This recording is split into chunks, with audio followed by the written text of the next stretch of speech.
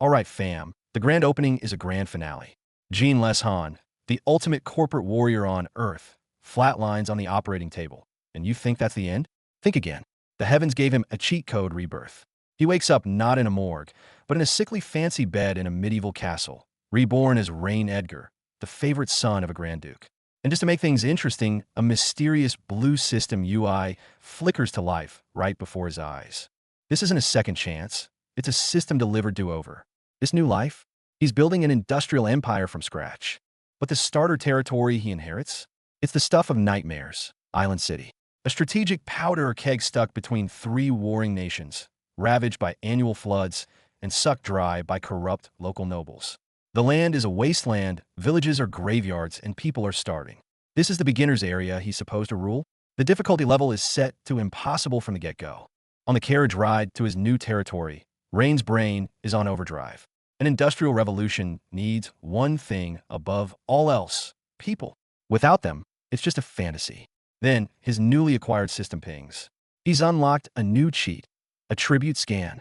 This thing is absolutely busted. He can see anyone's hidden stats, talents, and even their loyalty level. In his eyes, everyone is a labeled gem, just waiting to be discovered and polished. Meanwhile, in a shadowy corner of Island City, conspiracy brews. The greedy city lord Eldrick is scheming with a mysterious, masked figure. They're preparing a fake account book, fully planning to bleed the supposedly clueless playboy noble dry. A trap is already laid at his feet the moment he steps into his own city. The moment his entourage enters the city gates, trouble makes a galloping entrance. A reckless noble youth on horseback nearly plows into the crowd. His loyal maid Leah acts in a flash, yanking Reign out of harm's way by a hair's breadth. Is this island's welcoming gift to its new lord? No, this is just the first course of a very unpleasant meal. 1 week in, and the truth hits. The overworked engineer from Earth is gone. Now, I'm Reign Edgar, the third and most favored son of the Archduke Elfaria. Luxury, family, love, it's all here, a stark contrast to my past life. Is this a reward for my previous misery? A second chance? Whatever it is, I'm not letting go. This time, I'll protect what's mine. My first official stop was the border city, Esslin. But before we even reached the gates, my heart sank. Where was the fertile land? Only scorched, barren earth met my eyes. And in this wasteland, I witnessed something even more vile. A pitiful gambler, desperate for coin, tried to snatch the life-saving money from his own daughter's hands for her ailing mother. Not on my watch. One swift kick sent the scum sprawling. A father like that doesn't deserve the title. The girl, Lillian, was overwhelmed with gratitude. But when I glanced at her out of habit, my mind went blank. My mysterious system pinged with a notification glowing with divine light. Divine agriculture physique detected. Are you kidding me? In this backwater, the random girl I saved is a once-in-10 millennia agricultural prodigy. This isn't a lucky find. It's a strategic warhead. I brought Lillian and her mother with us. Something nagged at me. A city this impoverished shouldn't have such a thriving gambling den. The gambler I'd met was a walking stereotype of desperation. According to Lillian, a single family, the Eldons, held a monopoly. That reckless guy on the horse, earlier? The boss's son. Charming. While they grow fat, the common folk wither. As the new lord, a visit to their establishment seemed like my civic duty for the evening. I went with my head maid, Leah. Lillian insisted on coming too. The casino was astonishingly lavish, a stark contrast to the city's poverty. I played a couple of hands and feigned boredom, waiting. Right on cue, the manager slithered over. He demanded 250 gold coins for service fees and interest, claiming I owed them. When I refused, he made moves to detain Leah. That's when Lillian, of all people, stepped forward. She tore the veil off their scam. Those fancy chips? Worthless junk, barely a silver coin for the lot. They had the audacity to try and swindle me? This is the continent of Eldria, a world where magic is the lifeblood of everything. Among human powers, the Gadrillian Empire stands unrivaled. Behold, the knightly legions draped in blue banners stand atop the clouds, a symbol of ironclad glory and might. And of course, alongside humanity exist the elegant and enigmatic elves and the master craftsmen of the stout dwarves. And our protagonist, Reign, was reborn into one of the most prestigious families on this land, the Edgar family. This clan holds dominion over a staggering 300,000 square kilometers of territory, with over 1 million subjects under their rule. Can you imagine a better starting line? This is the pinnacle others can only dream of. Reign was relishing his perfect rebirth, being pampered by his personal maid over afternoon tea. He worked himself to death in his past life, but now he's living the elite dream. It's pure bliss. But his relaxation was cut short when the butler knocked on his door. The Lord summons you to the study. Entering the study, Ray met his father in this life, Archduke Alphalia. The atmosphere shifted instantly, becoming heavy with an aura of authority. The Archduke stood with his back to him, and that sheer, invisible pressure forced Rain to snap out of his casual mood immediately. The Archduke got straight to the point. You've come of age. It's time to claim your own territory. Those words struck Rain like a thunderbolt, leaving him stunned on the spot. Claim a territory? Already? The blueprint for his industrial revolution was ready. But a gut feeling told him this wouldn't be a simple assignment at all. The air hangs heavy in the solemn study of Archduke Aldarian. He stands before a massive map of the empire, his back to us. A weighty finger lands on a point in the far northwest, the frontier city of Aislinn, soon to be Thunder's crucible. His voice is a low, immutable decree. But in a close-up, the worry etched on his face is undeniable. The magical talent shortage makes food scarcity a Gordian knot that no one has yet untied. We cut to a scene of opulent decay deep within the empire. A shadowed figure, adorned with a crown, lets out a chilling, low chuckle. Their whispered words are a venomous truth. The Caradorial royal family is in decline. Corruption festers in the open. This is the rotten truth from the highest seat of power, setting the stage for the decay Rain is about to inherit. On the political chessboard, daggers are readied behind silk-gloved handshakes. But Rain, the reincarnated soul, feels something else entirely. For the first time in this magical world, he's enveloped in genuine, unconditional care from his father, Aldarian. And in a quiet moment, the stern Archduke himself frets about burdening his youngest. This clash of family warmth and imperial cold steel is stark. And it's within this warmth that the ambition of a former industrial engineer ignites like a forge. Rain shoots to his feet, eyes blazing with wisdom far beyond his years. Father, if we fix the food problem, will the territory be more secure? He goes straight for the jugular. Across from him, battle-hardened Aldarian offers only a weary yet benevolent smile, thinking, passion alone won't fill bellies, my boy. As expected, he's still a child, seeing the issue as too simple. What he doesn't know is that his son's mind isn't stocked with spells, but with blueprints for an industrial revolution that could upend the world itself. In this moment, the engineer of the past and the noble scion of the present synchronize. Rain clenches his fist, meeting his father's gaze with unshakable resolve. Father, leave the food issue to me. The word revolution detonates in his mind's eye. Yet, in a jarring cutscene, a hint of the coming storm. In a gaudy den of vice, a sultry entertainer offers a golden persimmon, a symbol of the rotten wealth and power poisoning Aislinn. His path to empire will begin not with magic, but in the clash between grain and gold. Welcome to Ashling City, folks. This is the fantastic territory our protagonist Rain has inherited. Look at this strategic location, a literal powder keg, right on the three-way border, with the enemy Duke Soren to the north, the aloof elves to the west. Epic wizard battles aren't a fantasy here. They're Tuesday. And the land? Once fertile, now just ash and despair. That kid clutching a teddy bear, crying in a field of corpses? That's the welcome committee for our would-be industrialist. Forget building an empire right away. Can you even keep these people alive first? A peaceful carriage ride through a sun-dappled forest. Idyllic, right? Wrong. Inside that carriage, a conversation is happening that will shape Ashling City's future. The pink-haired woman lays down the cold, hard truth. The necessary prerequisite for an industrial revolution is sufficient labor. Boom! The tone shifts instantly from casual trip to war room. Our ex-engineer Rain knows exactly what that means. But here's the kicker. After years of war, Ashling City is practically a ghost town. Where on earth is he supposed to find these bodies to fuel his revolution?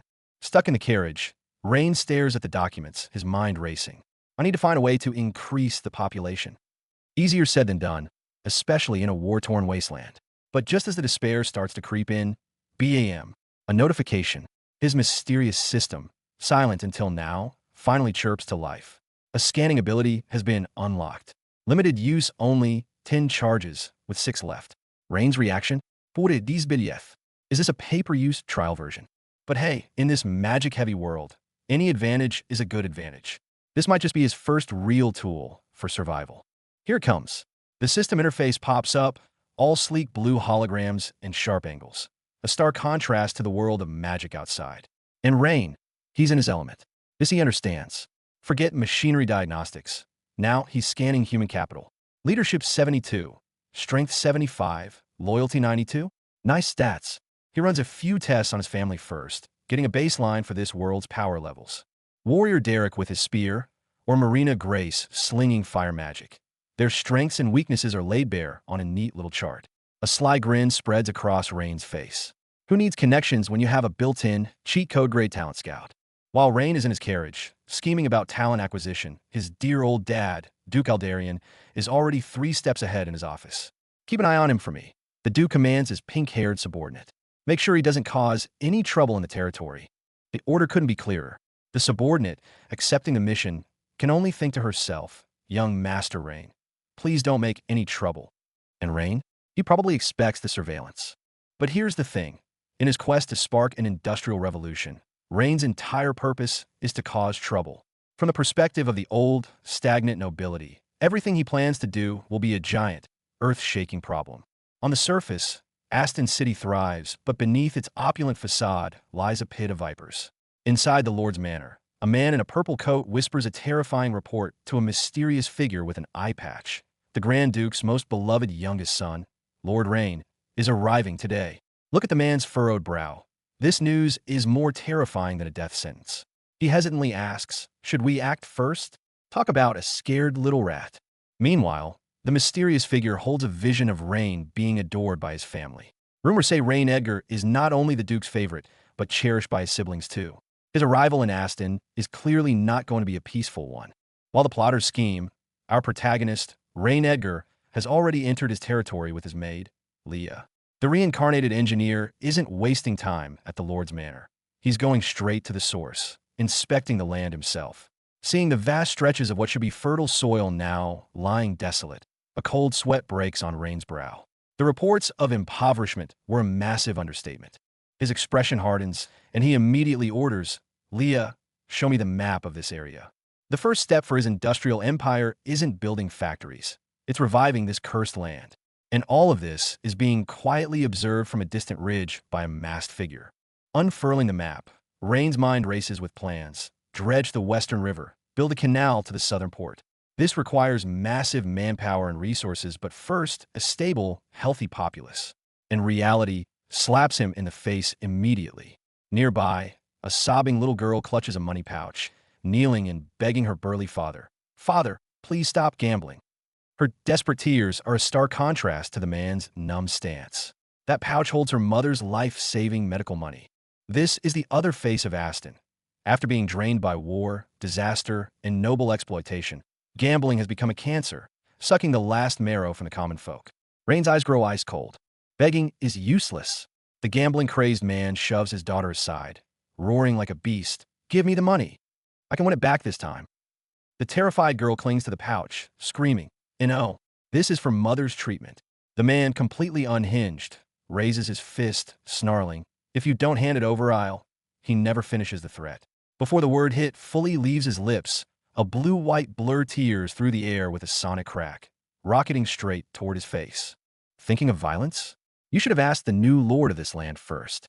The first blow of Rain's industrial revolution is aimed directly at the cancerous gambling den that feeds on his people. Once the immediate threat was neutralized, Rain noticed another drama unfolding in the corner. A grown man on his knees, sobbing and begging. Beside him, a young girl lay on the ground. As Leah tended to her, Rain glared at the man. His system was already analyzing, flashing the truth in his mind. Medical funds stolen for gambling, violence against his own daughter. Rain's voice dropped to a deadly chill. You used your family's life-saving money to gamble, and then struck your own daughter. Are you insane? The pathetic man stammered, demanding to know who Rain was. But Rain didn't waste breath on his name. The next words were far more terrifying. Who I am doesn't matter. What matters is, if I catch you at a casino ever again, I'll have someone chop your head off. Understood? The look in his eyes wasn't a bluff. The gambler broke down instantly, snot and tears mixing as he swore on his life to never gamble again. Only then did Rain turn away, his tones softening as he approached the girl. Are you all right? The girl, Lillian, was moved to tears, barely holding back from kneeling in gratitude. Rain politely waved it off, but as he helped her up, his system's interface exploded with notifications. A single miraculous tag flashed before his eyes. Holy body of agriculture. Her stats? Average. Her potential? Earth-shattering. This was a gift, a key piece to his industrial puzzle, a future cornerstone for feeding his empire. The decision was immediate. Recruit her. At all costs. Talented recruit? Check. Next step, build rapport. Rain offered their carriage to Lillian so she could take her mother to a doctor in town. The girl hesitated, ashamed of her dirty clothes. Rain almost laughed. To him, a carriage wasn't some noble artifact. It was just planks of wood, a tool. Cleanliness doesn't matter, he reassured her. But as his gaze drifted towards the distant town, his thoughts turned dark. A city this poor, yet it could sustain a lavish casino? Something was deeply, deeply wrong. Lillian's entire focus narrows down to the red ribbon in her hands, gripped with a tension that screams preparation. This isn't just an accessory. It's her resolve before a battle, all her anxiety and determination coiled into those 10 straining fingers. She won't let go until it's done. And we cut straight to the brutal reality of Ashling. Where came first, scorched earth and bodies in the flames. Just as the survivors started picking up the pieces, spring brought a devastating flood that wiped it all away. And this is the final result. One bowl, a handful of rice. In a world where simply surviving becomes an overwhelming hardship. Welcome to hell on earth. But Rain isn't here to mourn. Look at that expression. His mind is already racing through a checklist. Step 1. A census. How much human capital does this town have left? Step 2. Even bolder. Straight to the Lord's coffers. He plans to fund his revolution with the very wealth these corrupt magistrates bled from the people. Ruthless efficiency. He turns to Lillian. Where's the Lord's estate? Let's go. But before the plan even starts, a self-entitled noble comes charging down the street on his horse. Out of my way, peasants. He's whipping anyone slow to move. And that galloping nightmare is headed straight for Leah and Rain. Talk about making a dramatic entrance. Danger zeroes in.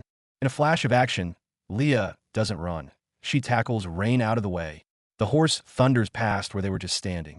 He's gasping in her crushing embrace. Leah, but she's not letting go, frantically checking him for injuries. Master Rain, are you hurt? Are you in pain anywhere? Her worry is absolute. And Rain? He just manages a smile. Thanks to you, I'm fine. Ice cold under pressure. Welcome to Ashling, where even a walk in the street is a political statement. Our heroine, Lillian, is discreetly asking her companion about the local power players. And the answer? It's a bombshell. With a look of sheer terror, her friend reveals the man they saw belongs to the Edvin family, the very clan that owns all the casinos in Aslan City. That's not just intel. That's a lightning bolt of opportunity striking the heart of her funding problems. With the information secured, Lillian's innocence vanishes, replaced by a commander's cold clarity. The order rings out. Lillian, lead us to the casino.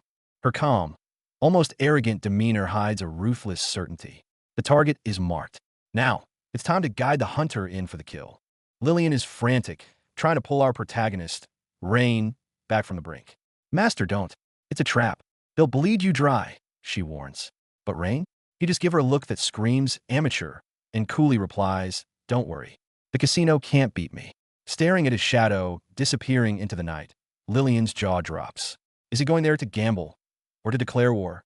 We pull back to see the town in all its parasitic glory, a place built on squeezing the desperate. And Rain walks through it like a scalpel headed straight for its rotten heart. His inner monologue is a promise of absolute annihilation. Wait to get annihilated by my industrialized production line. Inside, the broken patrons are already clawing at each other over lone coins.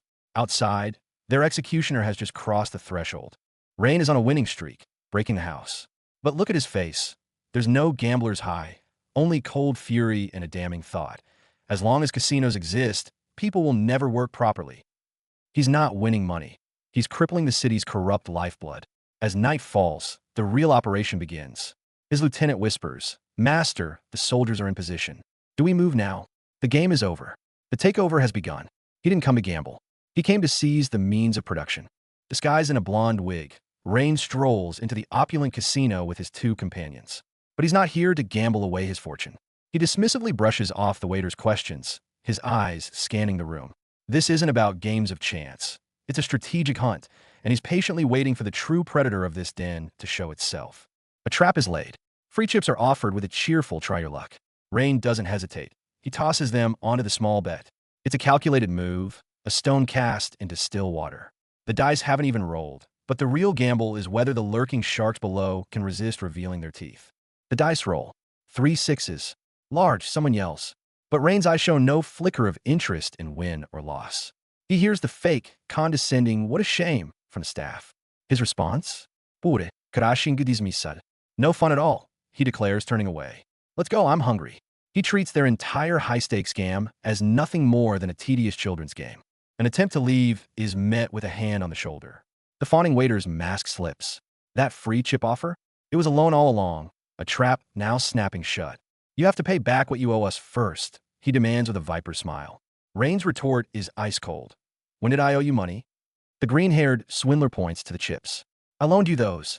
It's a blatant, ugly lie, and the trap is officially sprung. The swindler sheds all pretense. With arms spread wide, he reveals the astronomical price of his loan and the vile, non-negotiable terms. Pay an impossible sum, or leave a person as collateral. This isn't gambling. It's plain, brutal robbery. Rain's voice cuts through the opulent air, sharp with fury and finality. Cut the crap. You're a liar. The game of deception is over. Now it's time for a different kind of reckoning. Leah, Rain's maidservant, has seen enough. She calls out the casino's silver coin scam right to their faces. The furious green-haired pit boss explodes, his ugly threats barely out his mouth when, BAM, Rain's fist, fueled by the rage of a reincarnated engineer, connects with a sickening crunch. The dealer is instantly sent flying, scattering chips everywhere. You mess with the wrong guy and his crew? This is the welcoming committee. Rain watches the pathetic scramble at the gaming table with pure disgust. We'll let you talk. His cold command cuts through the greedy frenzy like a knife. To him, these fools clawing over cheap chips are a lost cause. Is this the foundation for his industrial empire? No, this is just the first pile of filth he needs to bulldoze. Finally, the big boss arrives. The casino's true master storms in, radiating menace. Who dares to make trouble in my casino? This is the real deal, the big fish Rain has been waiting for. And as the imposing figure appears, a subtle smirk touches Rain's lips. The main act has entered the stage. The real game is about to begin. Elsewhere in the chaos, a mysterious woman with violet skin gasps in pain. A character we haven't seen before. Exhaustion, a strange mark on her forehead. Her presence screams, not just background decor.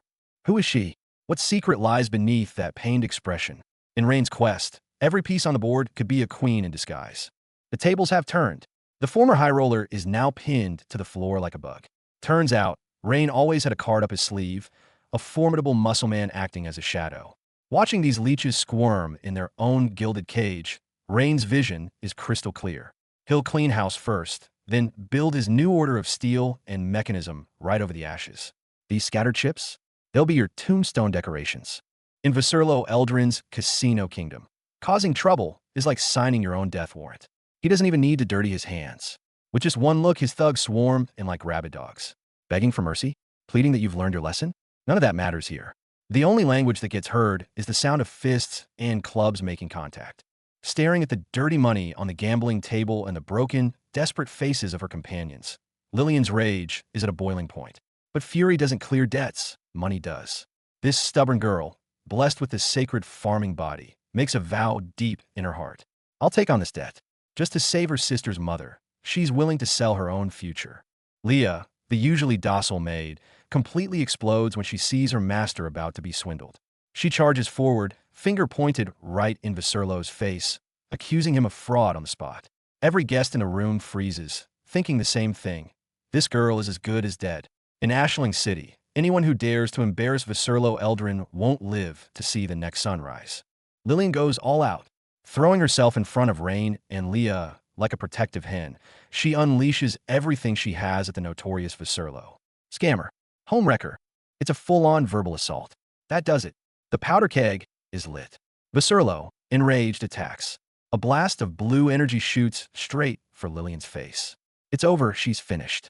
At the last possible second, a hand clamps down firmly on Viserlo's wrist. It's Rain. He's the one shielding Lillian now, and his mysterious system interface flashes before his eyes. Leadership 46. Intelligence 52, not bad. Strength 68, impressive. But then loyalty, my God, a 5. Tagline, brutal and bloodthirsty. Rain's gaze turns frosty. It seems you have some issues with my methods as well. The real power play begins now. Under the ornate chandeliers of a noble hall, Rain stood tall. Facing the arrogant interrogation of a local magnate, he just offered a cold smile. The man was still boasting about his identity, thinking status alone could win?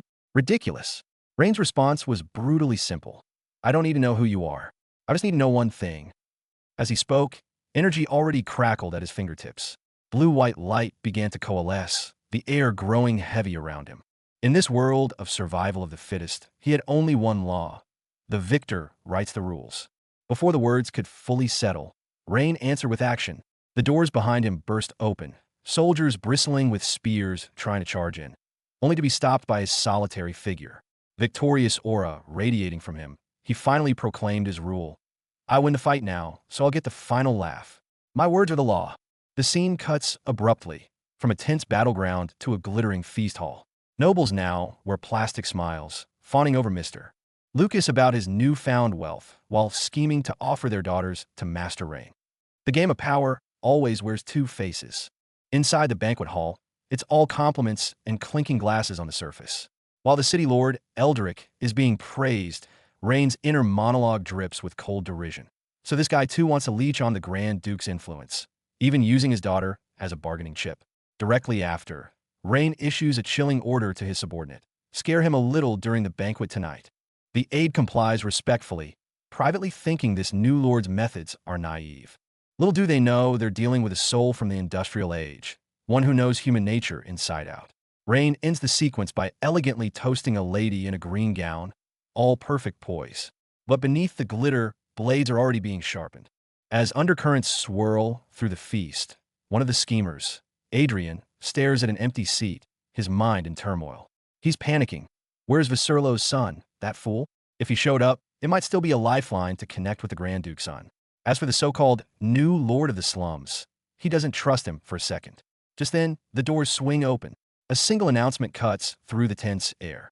His Highness Rain Edgar has arrived. All eyes snap to the entrance. Stepping in, calm and composed with golden hair and blue eyes, is Rain himself. The main actor has finally entered the lion's den. The moment Rain arrives, the local magnates instantly morph into sycophants.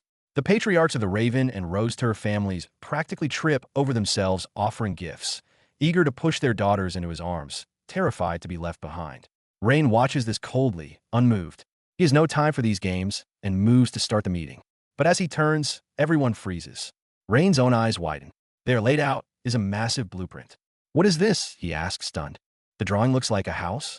A simple, unassuming structure that clashes violently with this nest of schemers and opulence. This is not the blueprint for his industrial empire. Something has gone very wrong. Turns out, these noble lords have never even heard of a dam, mistaking it for a fish trap.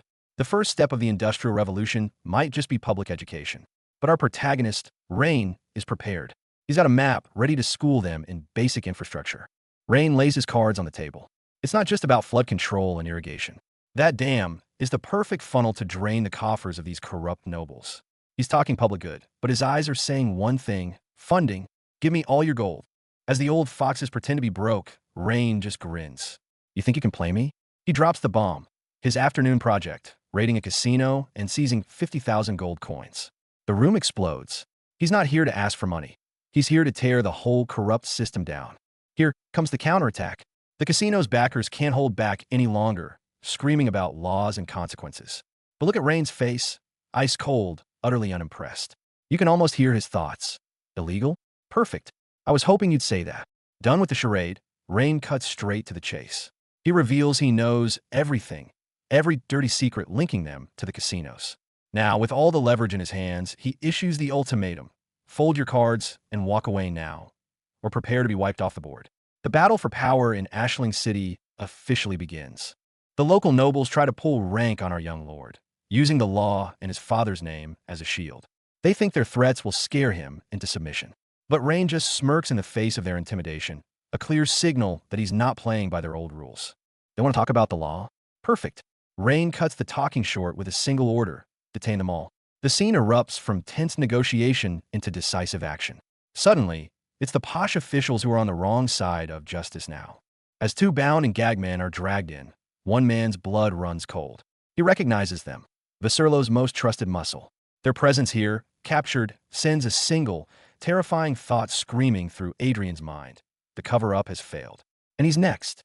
With chilling nonchalance, Rain points to the assassins and asks Adrian if he recognizes them. Adrian denies it instantly, feigning ignorance. But Rain, reclining on his throne, drops the bombshell with a serene smile. Nothing serious. They just tried to kill me this afternoon. The banquet hall erupts.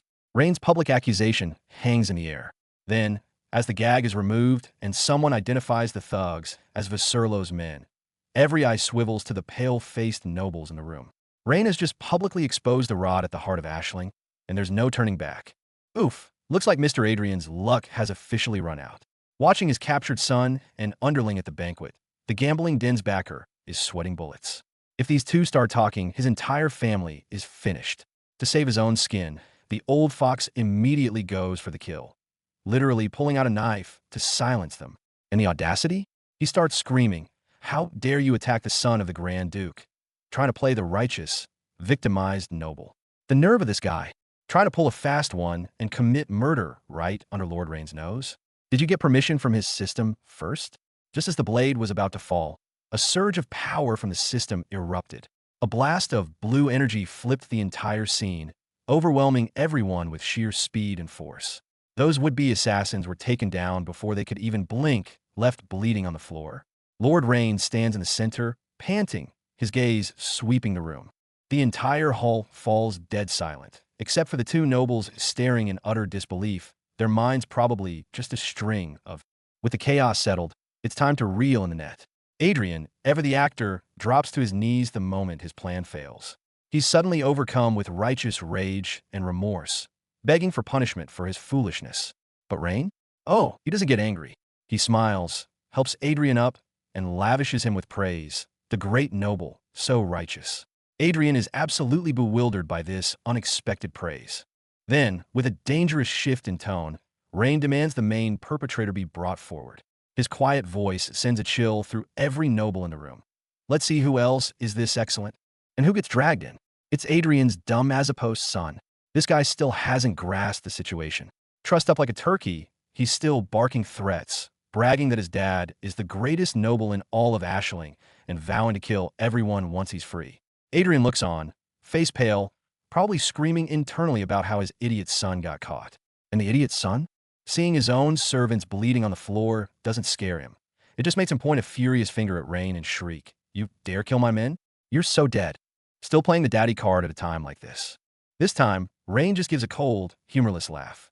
He walks up to this spoiled brat, his blue eyes glacial. The idiot is still ranting about how he'll torture Rain and make him wish he killed himself. Rain listens, calmly smoothing a strand of his own hair, a faint, icy smile playing on his lips. "So, you don't just want to kill me, but also torture me?" The brat puffs up with arrogance. "Exactly. I tell you, no one in Ashling can stand against me." Rain simply nods, as if confirming a trivial fact. Then, in the most chillingly calm tone, he delivers the sentence. "I said you're dead. Then you're not going to live." The temperature in the room plunges. The plot twist hits the fan. At the gala, Rain drops the bombshell. He claps, of all things, and praises Adrian's captured son as the bravest guy he's ever met. This brutal psychological play lands right on the son's soft spot. Seeing his own father across the room, the son's mind short-circuits.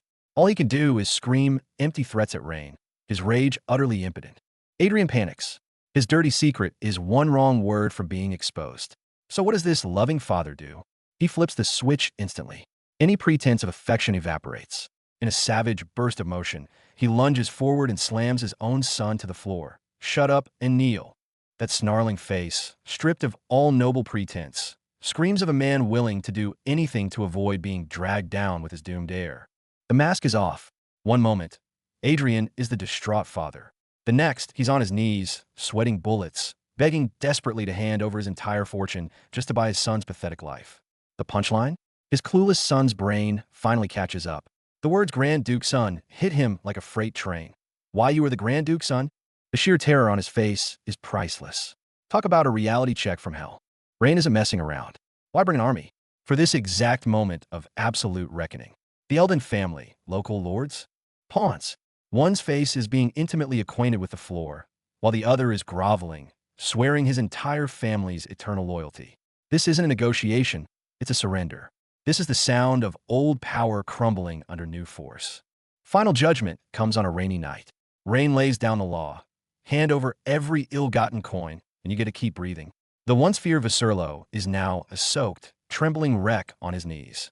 His thank yous are a mix of genuine relief and cold, calculating realization. This man holds all the power now. With one demand, the storm is quelled, and a fortune in dirty money changes hands. A clean sweep. The celebratory banquet turns into a court of judgment in an instant. Rain's Maid drops a bombshell, exposing City Lord Eldric's secret plot to collude with foreign forces and betray the Grand Duke. The room erupts in chaos. The City Lord wants to rebel. Officials are left in stunned disbelief. Meanwhile, our protagonist, Rain, is absolutely seething, ready to purge these traitors himself. Think you could just slip away? Not on his watch. Rain flips the script dramatically. He labels the fleeing witnesses and their cohorts as slanderers, spreading rumors, and orders their immediate execution. Talk about turning the tables. Witness the sheer terror on their faces. And in the shadows, a nobleman smirks, thinking exactly what his master predicted. This young lord is all fury and no foresight. Cornered, City Lord Eldric is sweating bullets, swearing absolute loyalty with every fiber of his being. Pine? He puts on a calm front, offering a reassuring smile. Do not worry. I believe you. But hold on. His cheat-like system panel tells the real story. Age 38, strategy 68, loyalty, a pathetic 15, with a special trait, greed. That smug grin on Eldric's face says it all. I would never think of rebellion. Yeah, right? Reigns, I believe you, is dripping with irony. He's playing his own game now. As the dust settles, the scene shifts dramatically. A mysterious woman with raven hair and piercing red eyes stands before him, her cheeks flushed. Rain's tone grows serious, unwavering, as if seeing a glimmer of hope in this new face. That you will definitely not betray me. It's not just a question. It's a vow, a profound declaration of trust that could shape the fate of his entire empire.